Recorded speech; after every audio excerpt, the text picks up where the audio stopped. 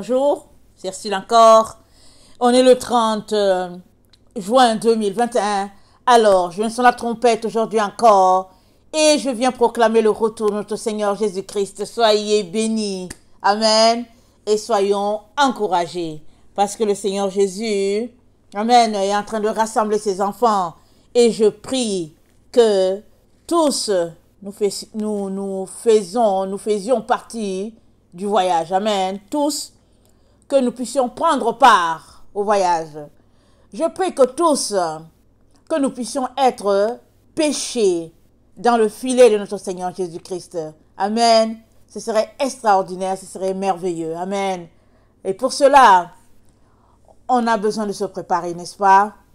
Alors, souvent, il y a de la lourdeur. Souvent aussi, il y a de l'illusion. On pense qu'on n'a pas besoin de se préparer. Mais, peu importe le voyage, peu importe la distance, amen, qui te sépare de tes 2 points, amen, peu importe, amen, les conditions dans lesquelles tu te trouves, tu as besoin de te préparer pour arriver de l'autre côté. Et Jésus-Christ nous a donné ces conditions, amen. Ne les négligeons pas. Quand on cherche à se réveiller spirituellement, la chose qui arrive très souvent, c'est que on se met à prier et après on s'en va prendre sa Bible. Amen. Et quand on finit de prendre sa Bible, on choisit de retourner au commandement de Dieu. Amen. Et on fait un programme pour être fidèle, amen, à notre engagement, de retourner vers la lumière. Et ça, il n'y a pas quelqu'un qui échappera. Il n'y a pas, je veux dire, il n'y a pas quelqu'un qui dira que pour moi c'est différent. Je réussirai à me réveiller, mais en menant une vie de paresse, par exemple. Ce n'est pas possible. C'est une affaire d'aimer le Seigneur, c'est une affaire d'avoir la foi, et c'est une affaire de travailler, et de travailler, et de travailler. Il y a une bonne partie qui est du travail, c'est-à-dire le réveil, amen, je veux dire, te réveiller physiquement, prendre du temps. Alors, si tu avais l'habitude de dormir 8 heures, coupe 2 heures et puis donne ça au Seigneur. Si tu avais l'habitude de te retrouver avec les amis pour aller marcher au bord de l'eau, alors coupe cela et puis vas-y une fois peut-être par semaine. Et les autres fois, viens travailler. C'est-à-dire quoi? Lire ta Bible, prier, et puis aller faire des recherches pour savoir qu'est-ce qui se cache derrière certains mots. Amen. On est la génération la plus gâtée. On a Internet. On a les différentes concordances. Ne laissons pas ça de côté. Amen. Ça va nous aider à comprendre, à saisir beaucoup de choses. Alors, aujourd'hui je viens parler de... Attendez, on dirait que j'ai un trou. Excusez. Alors, je viens parler de quoi? On dirait que je perds ma pensée. Alors, je viens parler de... Excusez, je lis d'abord mon test. Ok. Je viens parler du flux de l'esprit. Amen. Que le Seigneur est sur le point de déverser sur nous. Amen. Il y a une effusion d'esprit. Amen. Prêt à se répandre sur la terre dans les temps dans lesquels nous sommes. Amen. Alors je viens parler de cela. Excusez que j'ai perdu un temps un peu mon idée. Et la question elle est celle-ci. Es-tu prêt? Amen. Es-tu prêt? Avant qu'on quitte cet endroit, le Seigneur va nous faire la grâce de recevoir son Esprit Saint. Amen. Un peu comme avec du temps des apôtres. Le Saint-Esprit, quand il est descendu ce jour-là, il y a eu des conversions à ne pas en finir. On est dans les temps où le Seigneur va nous visiter. Amen. Par une pluie extraordinaire. Si on appelle ça la pluie de l'arrière-saison, je pense. Il va nous visiter. Et il est sur le point de nous visiter. La question est celle-ci. Es-tu en train de te dépouiller? Et tu es en train de laisser aller le monde et ses valeurs. Ce serait dommage que dans le temps dans lequel nous sommes, qu'il y ait un groupe d'enfants de Dieu qui reçoivent de l'eau en abondance alors que l'autre groupe est assoiffé. Il n'a pas de quoi se désaltérer. Alors, pour recevoir ce flot de l'Esprit Saint là que Dieu est sur le point de verser sur la terre, pour le recevoir, il est très important que tu puisses vider ton outre. Alors Jésus-Christ a dit quoi? Il a dit qu'on ne met pas du vin nouveau dans une vieille outre, parce que les deux seront prêts autrement. On met du vin nouveau dans une outre neuve. Amen. Et il est donc important que ce que nous sommes, c'est-à-dire que l'outre que nous sommes, puisse être vidé de son contenant, afin que notre outre, c'est-à-dire notre personne, soit renouvelée. Et maintenant qu'elle est renouvelée, amen, le Seigneur y mettra de l'huile, amen, et de la bonne huile, de la fraîche huile, amen, très très important. Alors je viens nous demander de tourner, de regarder dans Matthieu 13, le verset 47 à 52. Matthieu 13.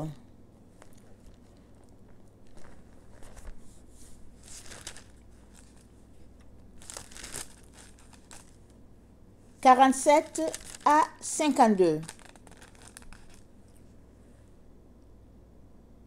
Le royaume des cieux est encore semblable à un filet jeté dans la mer et ramassant des poissons de toute espèce. Quand il est rempli, les pêcheurs le tirent et après s'être assis sur le rivage, ils mettent dans les vases ce qui est bon et ils jettent ce qui est mauvais. Il en sera de même de la fin du monde. Les anges viendront séparer les méchants d'avec les justes et ils les jetteront dans la fournaise ardente où il y aura des pleurs et des grincements de dents. Avez-vous compris toutes ces choses? Oui, répondirent-ils. Et il leur dit, c'est pourquoi. Tout scribe instruit de ce qui regarde le royaume des cieux est semblable à un maître de maison qui tire son trésor des choses nouvelles et des choses anciennes. Amen. Alors, tout scribe instruit de ce qui regarde le royaume des cieux est semblable à un maître de maison qui tire de son trésor des choses nouvelles et des choses anciennes. Merci Seigneur. Alors, es-tu instruit de ce qui concerne le royaume des cieux? Es-tu assez instruit? Amen. Matthieu nous dit que si tu étais instruit, alors tu serais de toi-même en train de faire le tri des choses bonnes et des choses anciennes. Alors, où se trouve ton trésor? Ton trésor, c'est ton cœur. Amen. La Bible dit que là où est ton trésor, là aussi sera ton cœur. C'est ce que la Bible nous dit. Regardons Proverbe 4. On connaît bien le verset. Amen. Proverbe 4 nous dit,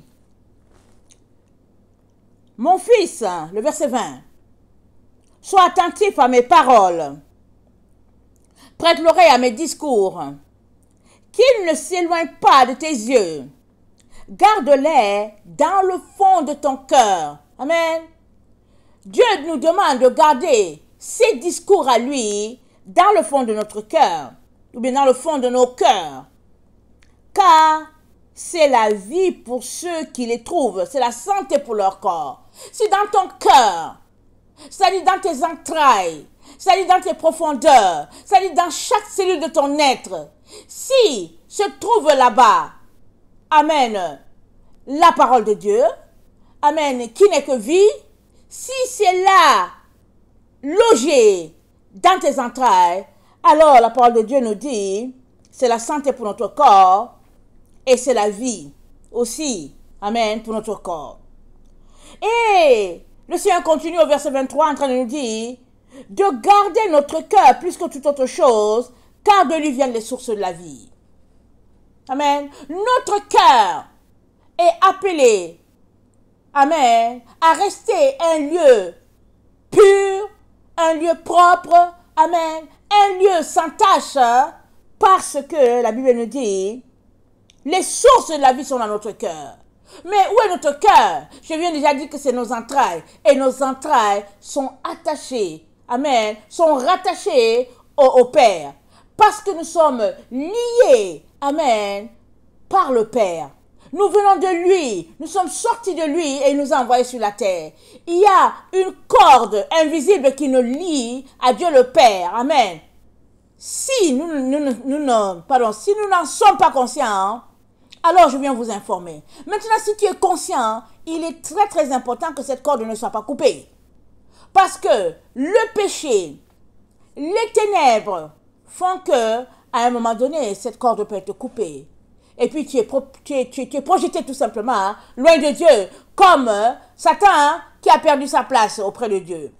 Il était sur cette montagne élevée là où Dieu l'a placé. Amen. Au milieu de toutes ces pierres précieuses et étincelantes. Amen. Mais la Bible nous dit, je pense que c'est Ésaïe 14, la Bible nous dit, jusqu'au jour où l'iniquité a été trouvée dans son cœur par notre Dieu. Alors, quand Dieu le Père a trouvé l'iniquité dans le cœur, amen, de Lucifer, il a été précipité, loin de la présence de Dieu, à cause d'un péché. Et si nous regardons cette situation, et que nous réalisons que, pour un péché, il a été précipité, à combien plus forte raison nous autres là, qui avons 1000 péchés. Amen. Il est donc très très important qu'on puisse travailler, amen, de manière à garder dans notre grenier, qui n'est autre que notre cœur, tout ce que le Père aime. Et de jeter le reste que le Père n'aime pas. C'est-à-dire que à tous les jours, nous devons faire une opération de tri.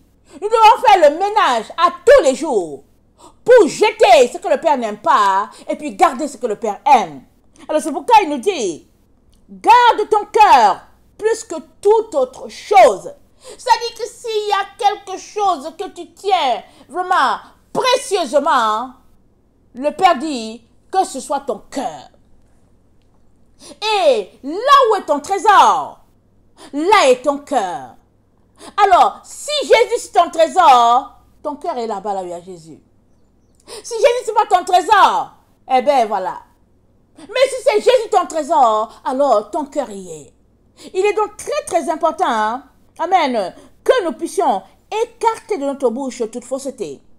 Écarter de nos lèvres tout détour. Hein, et que nous puissions nous comporter de manière à demeurer sur le droit chemin. Mais où se trouve le droit chemin? Où se trouve-t-il ce droit chemin? Ce vrai chemin? Jérémie 6 nous donne un conseil.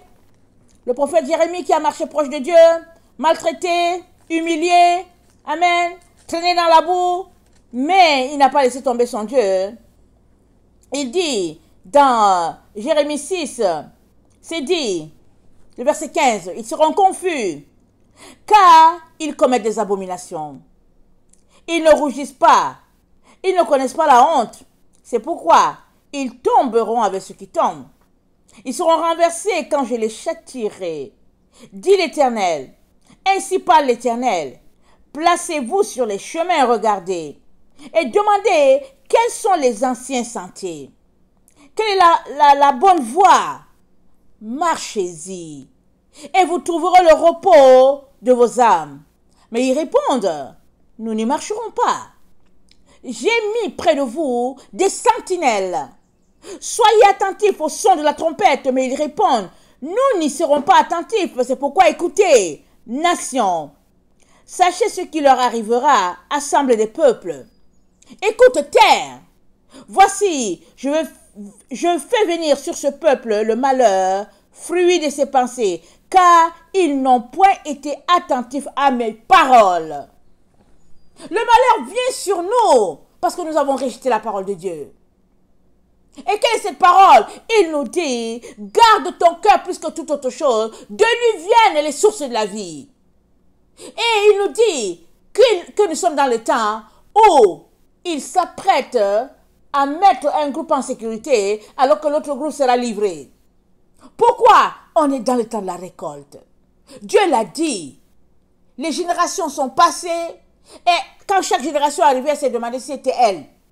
Et puis ce n'était pas elle. C'est pourquoi aujourd'hui encore, là où nous sommes, il y a des gens qui disent ouais, dans les temps anciens, il y a eu, comment on appelle ça, toutes sortes de maladies, il y a eu la peste, il raconte, et on pense que la terre serait décimée, c'est pas ça, ça sera encore pareil, ce monde passera, et puis la vie va reprendre. Mais hélas, ce n'est pas ça.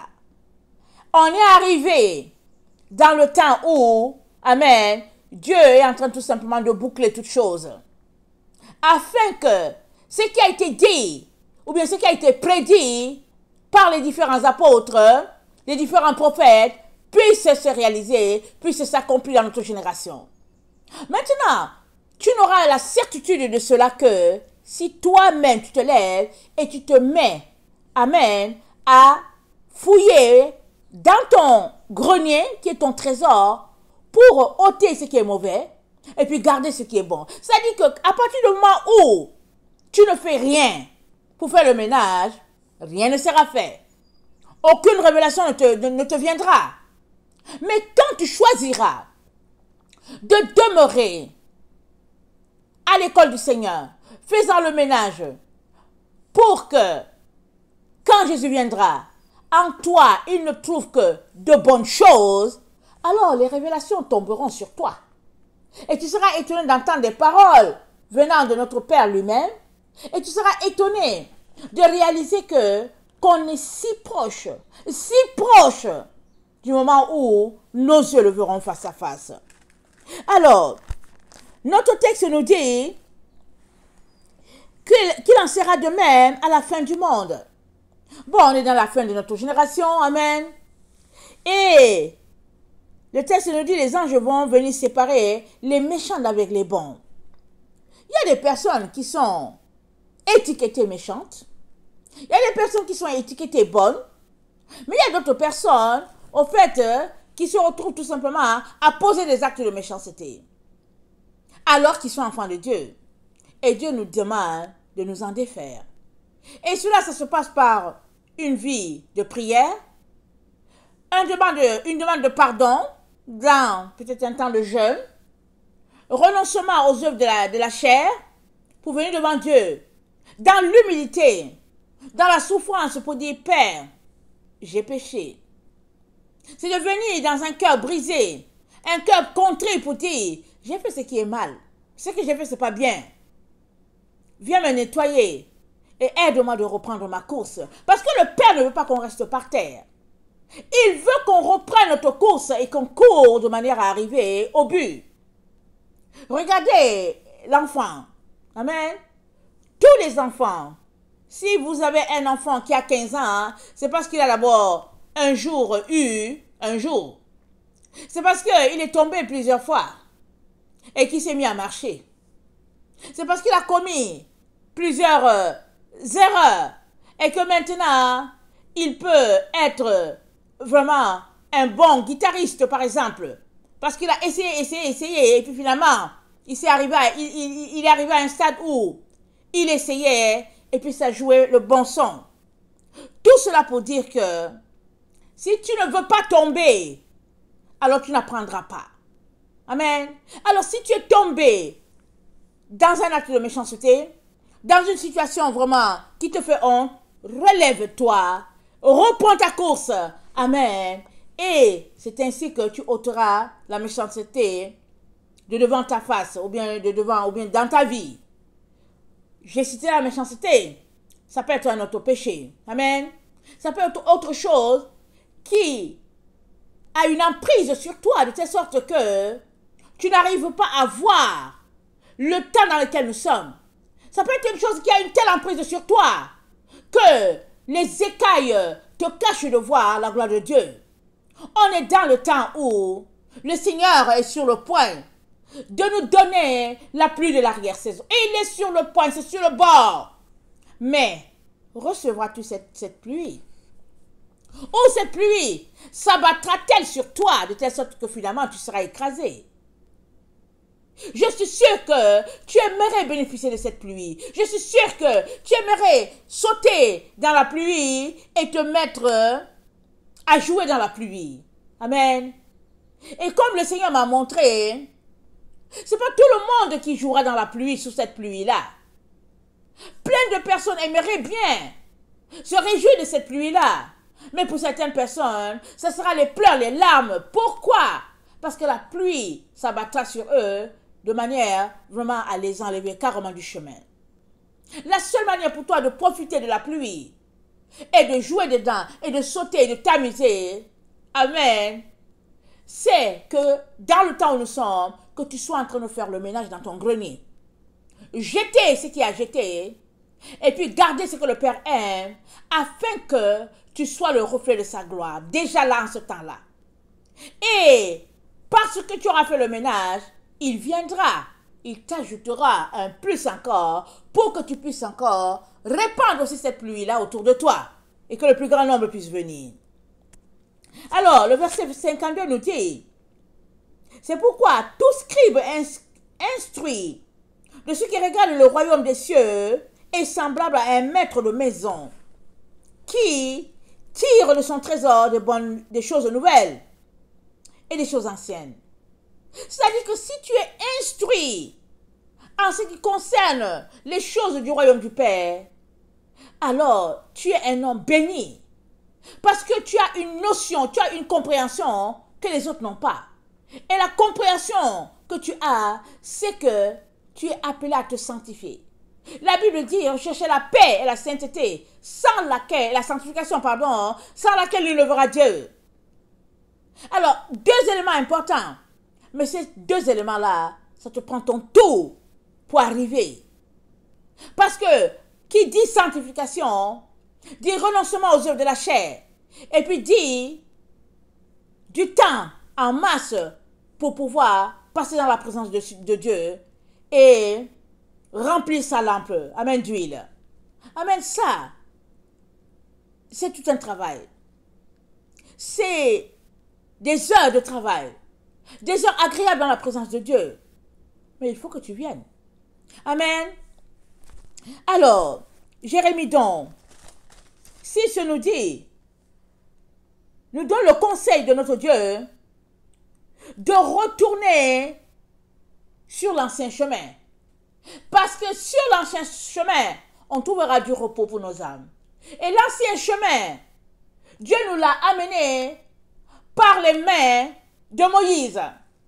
Moïse nous a renvoyé à l'Ancien Testament. Moïse nous a apporté les 10 commandements, pardon. Et les 10 commandements se trouvent dans l'Ancien Testament. Pour plusieurs chrétiens, l'Ancien Testament c'est pour les Israélites. Ou bien pour plusieurs chrétiens, l'Ancien Testament c'est passé. Et nous, on n'a plus besoin que du Nouveau Testament. Mais, s'il y a du nouveau, c'est parce qu'il y a eu un ancien. Alors, si tu commences juste à lire ta Bible au niveau du Nouveau Testament, comment connaîtras-tu la base de ce que Dieu a établi?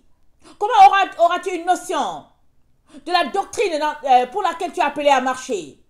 Tu as besoin de retourner, amen, à l'ancien chemin, ou bien tu as besoin de retourner sur l'ancien chemin. Et quand Dieu parle d'ancien chemin, tu peux être sûr d'une chose. Il parle des 10 commandements. Amen. Les gens disent que oui, moi j'aime Jésus et tout. J'aime Jésus. C'est correct. Mais Jésus a dit, celui qui a mes commandements et qui les garde, c'est celui qui m'aime. Or, Jésus ne nous a pas donné des commandements. Dieu le Père nous en a donné. Et Jésus est venu, non pas pour les abolir. Il les a accomplis afin que toi et moi nous puissions faire comme lui. Et je te dis une chose. Si tu aimes Jésus, amen, tu te rendras compte que tu es déjà peut-être en train d'observer les 10 commandements sans t'en rendre compte. Parce que quand tu aimes le Seigneur, tu n'es pas capable de poser des actions qui vont contre lui. Il est donc très très important que tu réalises que quand Dieu dit les 10 commandements, il n'est pas en train de dire que certains qu'on peut observer et d'autres pas. Il y a une saga dans le temps dans lequel nous sommes. Un débat houleux entre les différents enfants de Dieu. qui disent que certains disent que bon, écoutez, Dieu n'a pas de problème. Et que ça a déjà été changé le sabbat pour dimanche, pourquoi retourner en arrière? Mais Dieu nous dit de retourner sur l'ancien chemin. C'est là-bas qu'on va trouver le repos pour nos âmes. Et où surtout le repos, c'est dans la présence de Dieu. Ça veut dire que si tu observes 9 et que 1 tu n'observes pas, alors tu as transgressé toute la loi comme nous a dit l'apôtre Paul. Ça veut dire que si tu es prêt à respecter 8 et qu'il y a 2 qui t'énervent, ça veut dire que tu ne l'as pas fait du tout. Mais ça, c'est pas être sous la loi. Ça, c'est aimer tellement Dieu que tu t'organises pour rester dans la balise, pour rester dans l'enceinte parce qu'il a placé les balises. Les 10 commandements sont les balises que Dieu a placées afin qu'on ne puisse pas s'écarter du chemin. Les 10 commandements sont là. De telle sorte que si venait une bousculade, on puisse quand même rester à l'intérieur de l'espace délimité par Dieu le Père. C'est à cela que les 10 commandements servent. Ils ne servent pas à nous écraser. Ils ne servent pas à nous anéantir. Ils servent, amen, à nous cadrer. C'est à cela que ça sert les 10 commandements. Et même, généralement, quand on marche selon Dieu, on ne se rend pas compte qu'on est en train d'observer les 10 commandements jusqu'à ce qu'on les transgresse. Le jour que tu transgresses un commandement, c'est là que tu sauras, tu dis, oh, Seigneur, je viens de faire une erreur. Seigneur, j'ai convoité la chaussure de mon ami. Ça, c'est parce que il y a eu péché. Sinon, la vie continue. La vie continue. Et on s'arrête sur nos transgressions le jour où on passe à côté. Question de dire que l'observance des 10 commandements ne devrait pas être une telle barrière dans ta vie que finalement tu dis, bon, c'est compliqué de suivre Jésus. On nous a éduqués à un évangile léger. On nous a amené à croire que on n'a pas besoin de grands efforts. Mais la vérité se trouve sur l'ancien sentier. Et l'ancien sentier nous dit, nous avons besoin de respecter les commandements de Dieu. Amen. Alors, ne nous laissons pas prendre, amen, notre robe, notre couronne par toutes sortes de distractions. Mais, venons devant Dieu pour lui dire, aide-nous Seigneur. Aide-moi Jésus, parce que je trouve que c'est compliqué Seigneur. Moi je pensais que j'en avais fini avec les 10 commandements. Et puis là, il paraît qu'il faut qu'on les observe. Seigneur, viens à mon secours parce que j'aimerais te sauver. Amen. Alors, il y a certains, tu entends les gens qui disent que non, non, non, je suis chrétien et tout, et puis j'observe les commandements de Jésus. Alors demande-lui c'est quoi les commandements, il ne saura pas, il va dire bon, aimer son frère. Mais tu l'aimes comment? Je prie pour lui. On est une génération où on ne veut rien faire. On prie. Et on prie pour la personne, ça suffit. Mais Jacques a dit, si tu vois ton frère dans le besoin, et que tu lui dis, va et rassasie-toi, il dit, mais est-ce que tu as accompli la loi de Dieu? Il dit non. Si tu vois ton frère dans le besoin, et que tu t'envoies, tu prends l'argent, ou bien ce dont il a besoin, tu viens le bénir avec, là, tu as accompli la loi de Dieu. Et tu as compris que suivre Jésus-Christ, c'est faire du pratico-pratique dans les actions de tous les jours en ce qui concerne les œuvres sociales. Amen.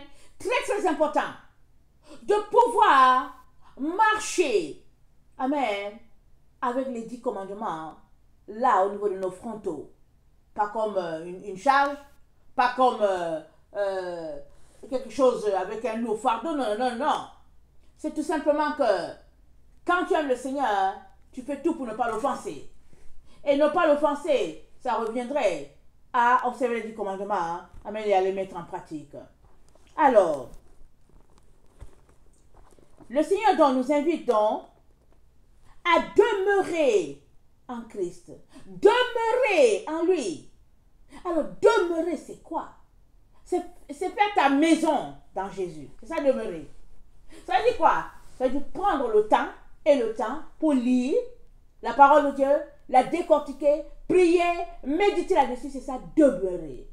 Alors, celui qui demeure dans la parole de Dieu, amen, il sera affranchi. Parce que, en demeurant, il aura appris à trier, jetant ce qui est mauvais, gardant ce qui est bien. Alléluia. Alors, le Seigneur donc nous encourage à toujours marcher, amen, de progrès en progrès, respectant, amen, sa parole. Alors, le temps dans lequel nous sommes, amen, c'est un temps où nous sommes appelés vraiment à nous purifier, à nous sanctifier. Et Ézéchiel 47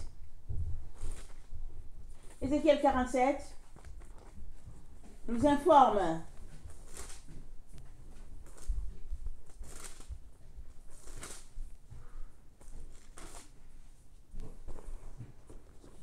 de cette eau-là, cette bénédiction que Dieu va déverser sur nous. Le verset 8. Ézéchiel 47, le verset 8. Il me dit, cette eau coulera vers le district oriental, descendra dans la plaine et entrera dans la mer. Lorsqu'elle se sera jetée dans la mer, les eaux de la mer deviendront saines. Tout être vivant qui se meut vivra partout où le torrent coulera. Et il y aura une grande quantité de poissons, car là où cette eau arrivera, les eaux deviendront saines, et tout vivra partout où parviendra le torrent. Les pêcheurs se tiendront sur ces bords, depuis Engedi jusqu'à En-Eglem. On étendra les filets, il y aura des poissons de diverses espèces, comme les poissons de la grande mer, et ils seront très nombreux.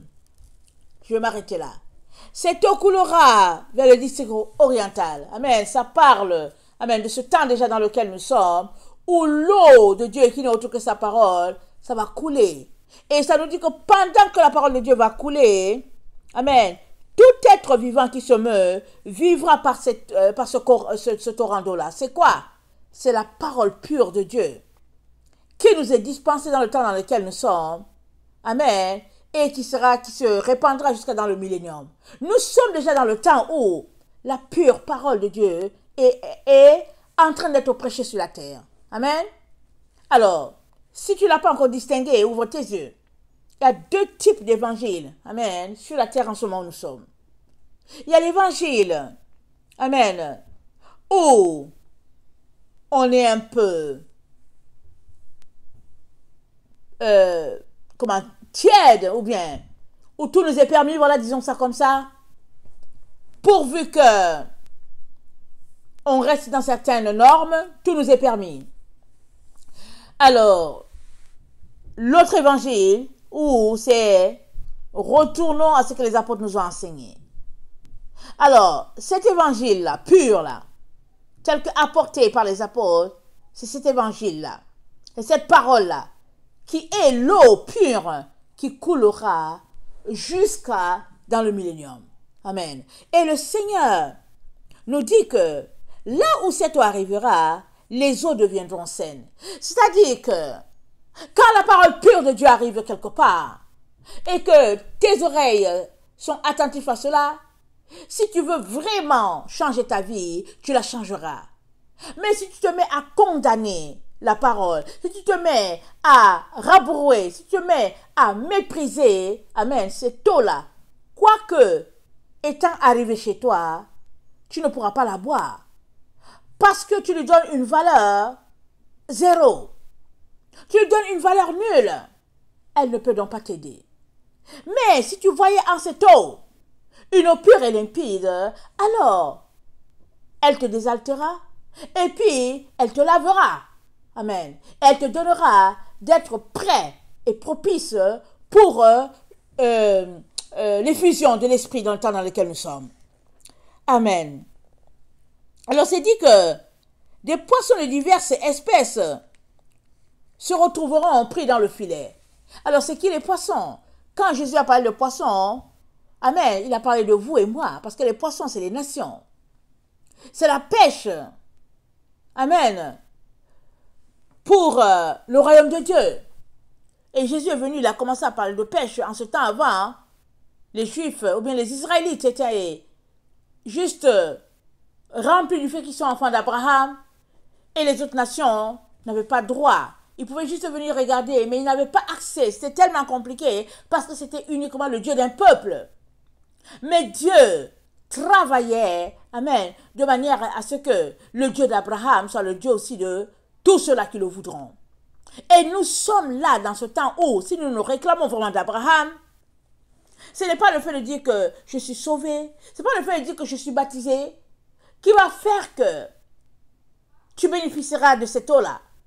Non, c'est le fait que, étant enfant d'Abraham, tu es en train de vivre en ce moment-là pour ne rien laisser de souiller en toi. Amen. Ça, c'est très important. Parce que si tu ne te comportes pas ainsi, tu risques de passer à côté d'une bénédiction que le Père a déjà pourvue pour toi. Alors, je viens donc nous encourager, amen, à tout faire. Alors là, tout pour retourner sur l'ancien sentier, pour retourner sur l'ancien chemin.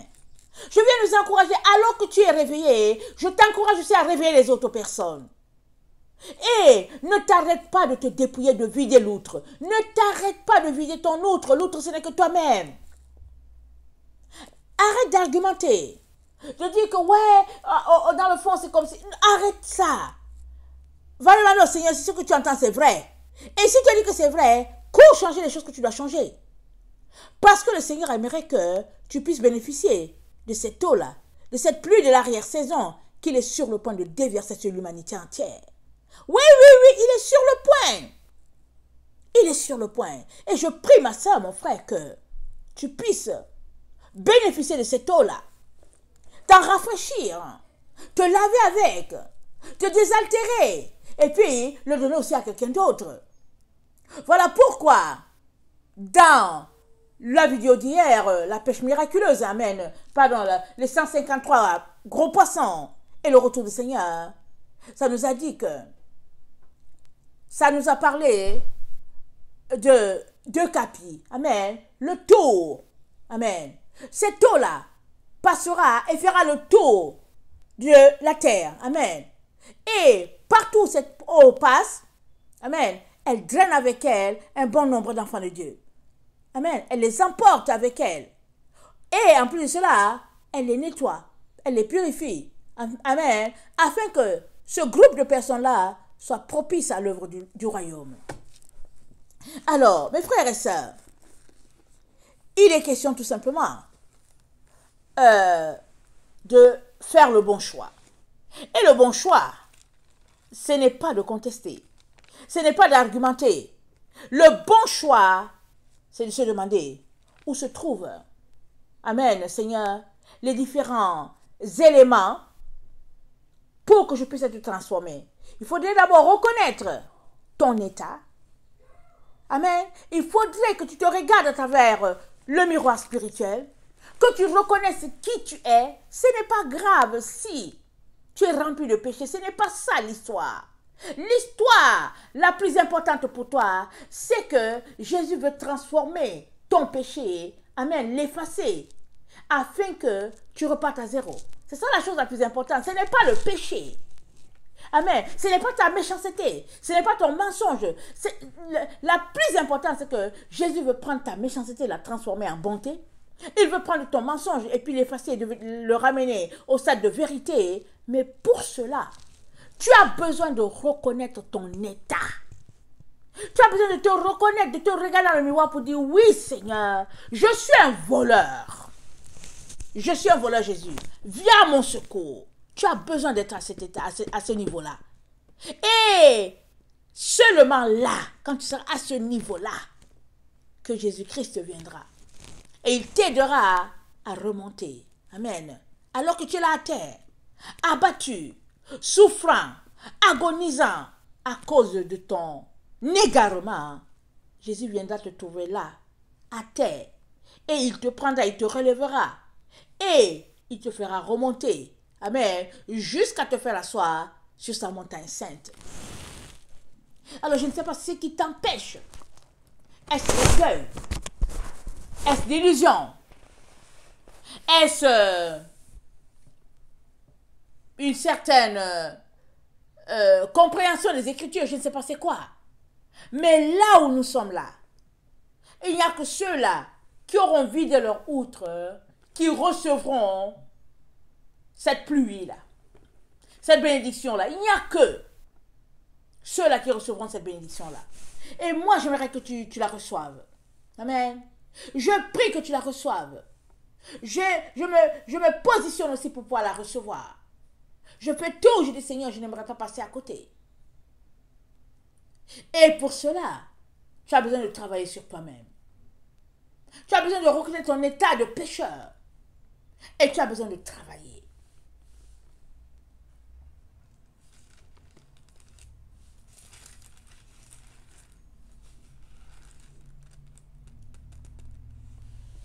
Jérémie 8, le verset 4. Dis-leur, ainsi parle l'Éternel. Est-ce que l'on tombe sans se relever? Ou se détourne-t-on sans revenir? Pourquoi donc ce peuple de Jérusalem s'abandonne-t-il à de perpétuels égarements? Il persiste dans la tromperie. Il refuse de se convertir. Je suis attentif et j'écoute. Et il ne parle pas comme il devrait. Aucun ne se répand de sa méchanceté. Et nous dit, qu'ai-je fait? Tous reprennent leur course.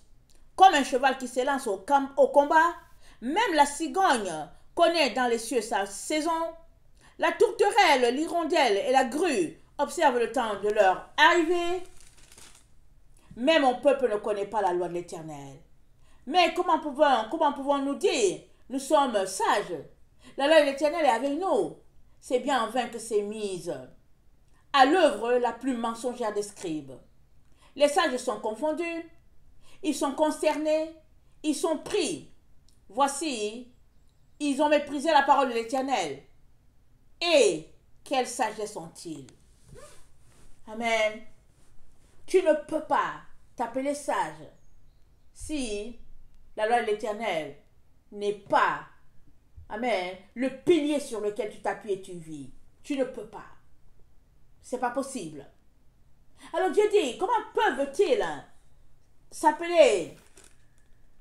Comment peuvent-ils dire qu'ils sont sages alors qu'ils sont dans toutes sortes de méchanceté? Comment pouvez-vous dire, nous sommes sages, la loi de l'Éternel avec nous? La loi de l'Éternel avec nous, pardon. C'est bien en vain que c'est mis à l'œuvre la plus mensongère des scribes. Les sages sont confondus, ils sont concernés, ils sont pris. Voici, ils ont méprisé la loi de l'Éternel. C'est-à-dire, la loi de Dieu, c'est ton tout. Tu ne peux pas le contourner. Et quand tu peux pas le contourner, embrasse le don. Avec beaucoup de joie, avec beaucoup d'allégresse, embrasse donc la loi de l'Éternel. Ce n'est pas quelque chose de lourd. Et pendant que tu embrasses la loi de l'Éternel, l'Éternel viendra et fait sa demeure en toi, pleinement, et t'aidera, amen, à sortir de ces situations, nébuleuses, et te donnera aussi d'être une référence pour d'autres personnes et puis de les aider, parce que c'est un travail gigantesque. Quand l'un se réveille, il réveille l'autre. Et une fois que l'autre est réveillé, il réveille l'autre. Et c'est une chaîne jusqu'à ce que Jésus vienne nous prendre. Amen.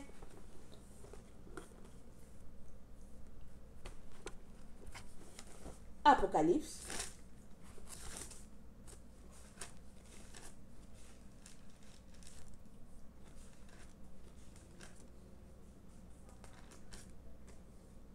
Apocalypse 1, verset 3.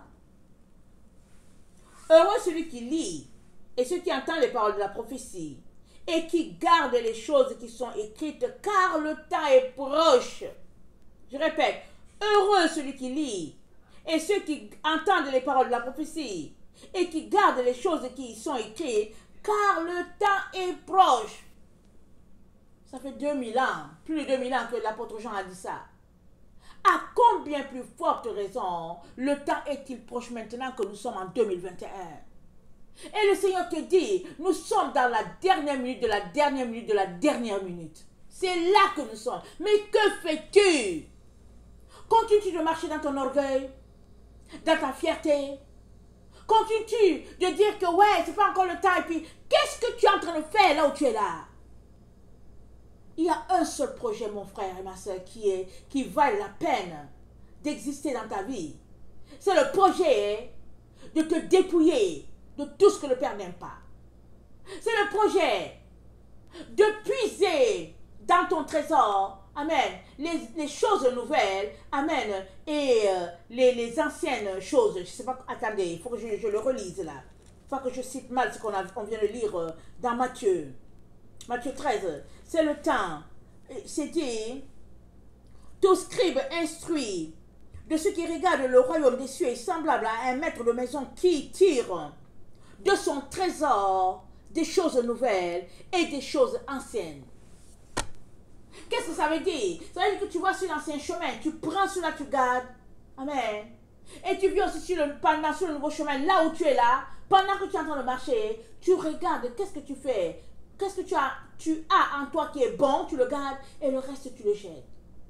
Et finalement, tu mets tout ça ensemble, c'est cela le chemin. C'est pas vrai que le chemin, ça a juste commencé avec notre génération.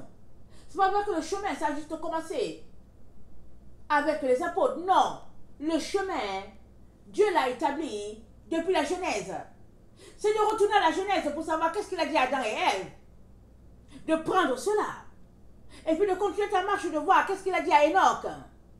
Et de prendre cela. Et de voir qu'est-ce qu'il a dit à Noé, etc., etc. Et d'arriver jusqu'à ce que, amen, il a établi un fondement, amen, avec les apôtres. Il l'a établi clair et net. Pour que tu puisses marcher selon ce fondement-là. Parce qu'il nous a dit qu'une maison qui est bâtie sur le roc tiendra. Et le roc, c'est quoi? C'est la fondation de Jésus. Mais une maison bâtie sur le sable, elle va s'écrouler. Et le sable, c'est quoi? C'est toutes les illusions dans lesquelles nous vivons. Le sable, c'est tout ce qui est précaire. Parce que le sable, ça ne reste pas. Et nous sommes la génération qui bâtissons sur les choses précaires. Nous perdons le temps, l'énergie dans les télévisions, les choses, les gadgets, les choses qui ne payent pas, c'est-à-dire que les choses de piètre valeur. C'est là que nous perdons notre temps.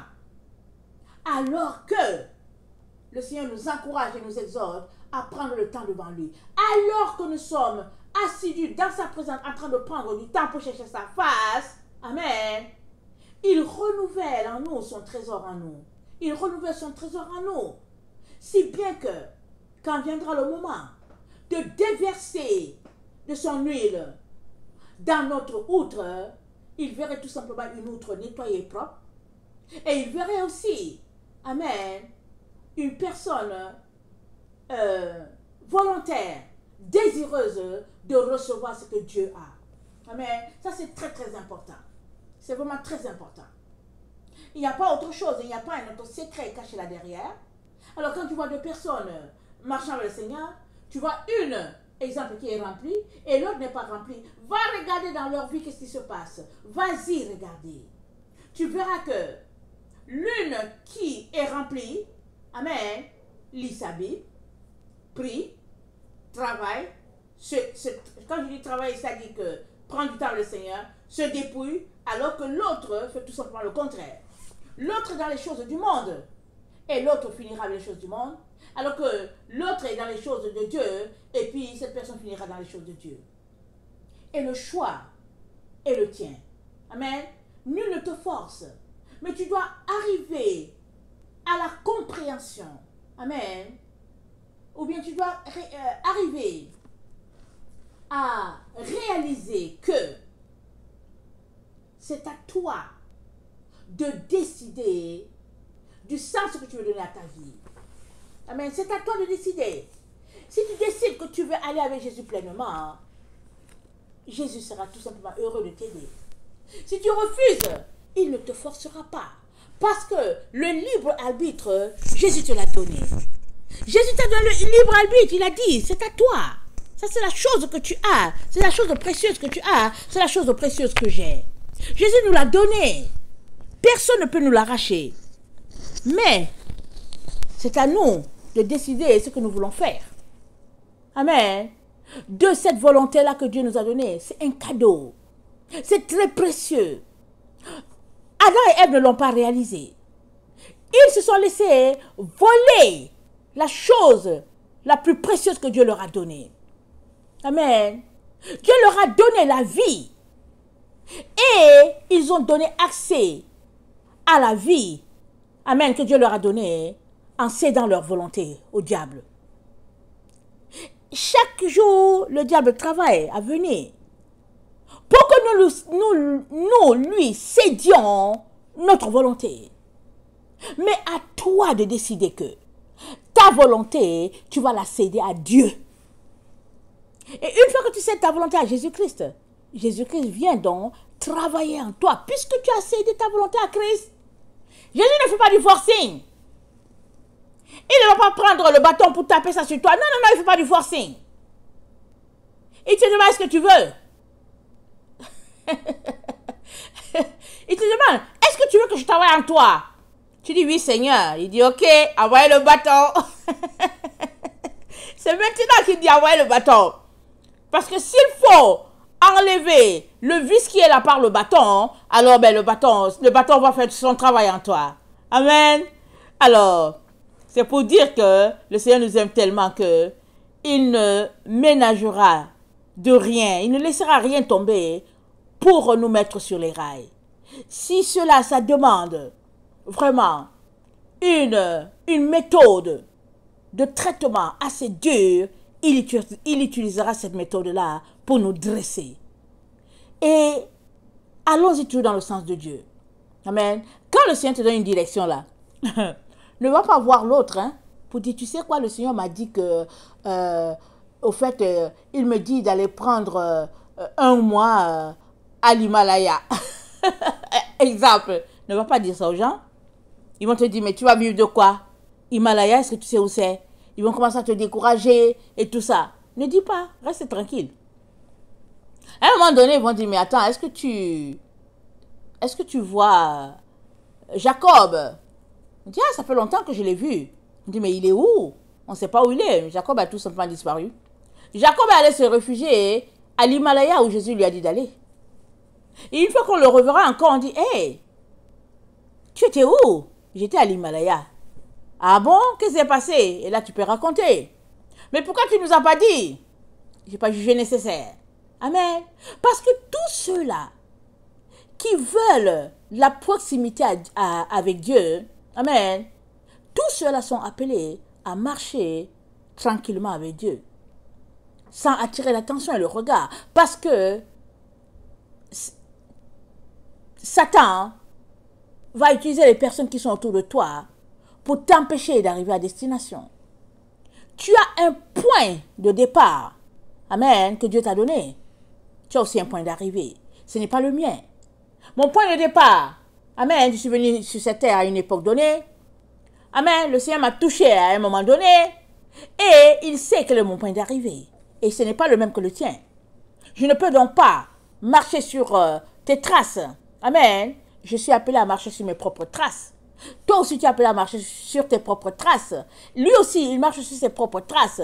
Mais, au finish, amen, Jésus nous rassemblera dans sa présence. Amen.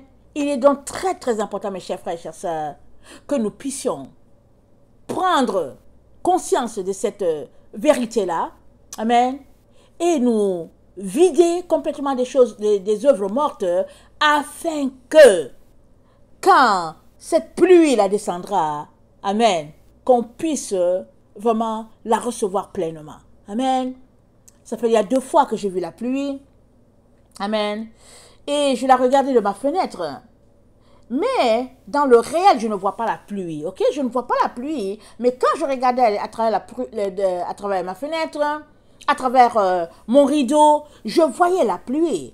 Alors je ne comprenais rien à cette histoire-là. J'ai demandé au Seigneur. Il m'a dit, Ursule, la pluie est déjà en train de tomber au fait. Bientôt, ce qui sépare, amen, le spirituel du réel sera enlevé. Dieu va enlever cela. Et ça sera déversé sur vous. Il dit, mais le seul problème, c'est que mes enfants ne sont pas prêts.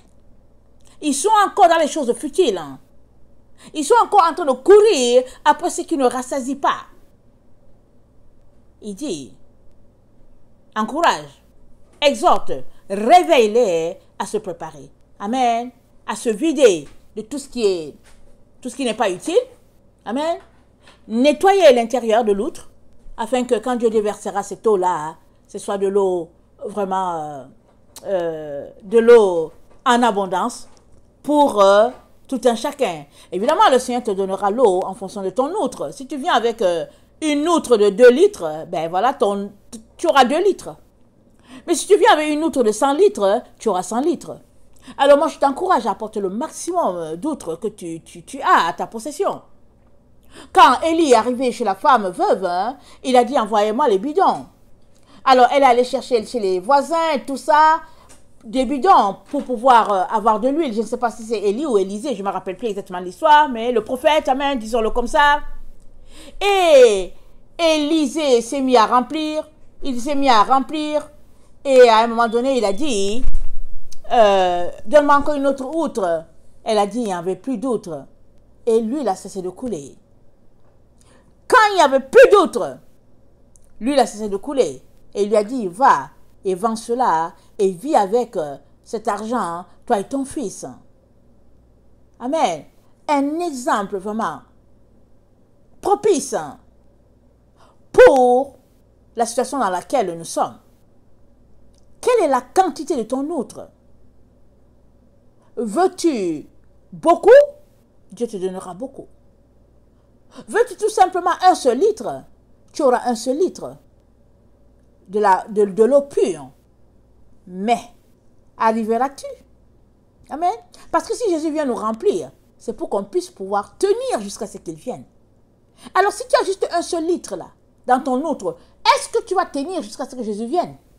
C'est ça la question. Amen. Il est donc très très important que tu puisses t'organiser de manière à avoir le maximum.